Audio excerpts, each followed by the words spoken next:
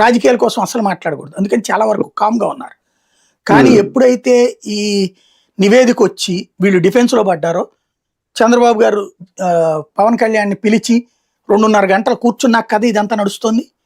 తర్వాత బీజేపీని పిలిచి బీజేపీ వాళ్ళని ఒత్తిడి చేస్తున్నారు కదా, వాళ్ళని కూడా మాట్లాడమంటున్నారు కదా. వాళ్ళైతే జంతుకోవు ఇది మాట్లాడలేదు, సింథటిక్ నెయ్యనే మాట్లాడుతున్నారు మాక్సిమం వాళ్ళు. అంతే తప్పించి వాళ్ళు జంతుకోవు పందికోవు అంటలేదు. ఇప్పటికి కూడా వీళ్ళు పందికోవు జంతుకోవు అని మాట్లాడుతున్నారు. లేదని ఎవడు చెప్పాడని చెప్తున్నారు వీళ్ళు. ఇప్పటికి కూడా ముందునే ఎవరు చెప్పారని జగన్ అంటున్నాడు.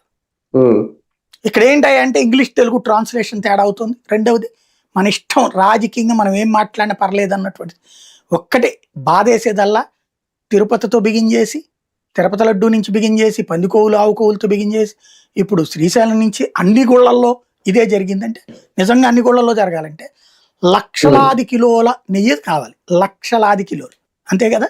దీనికే 6 లక్షల కిలోలు అంటే మిగతాది మొత్తం కలిపితే 25 లక్షల 50 లక్షల కిలోలు నెయ్యి కావాలి కదా కనీసం. కనీసం ఒక 50 లక్షల కిలోలు 5 ఏళ్లలో అంటే, పోనీ 5 ఏళ్లలో కలిపి 50 లక్షల కిలోలు అనుకున్నాం. 5 ఏళ్లలో 50 లక్షల కిలోలు నెయ్యి అంటే వీళ్ళు చెప్పిన ఈ కెమికల్స్ అన్ని అయితే గనక ఓ 25 లక్షల కిలోల కెమికల్స్ కావాలి కదా.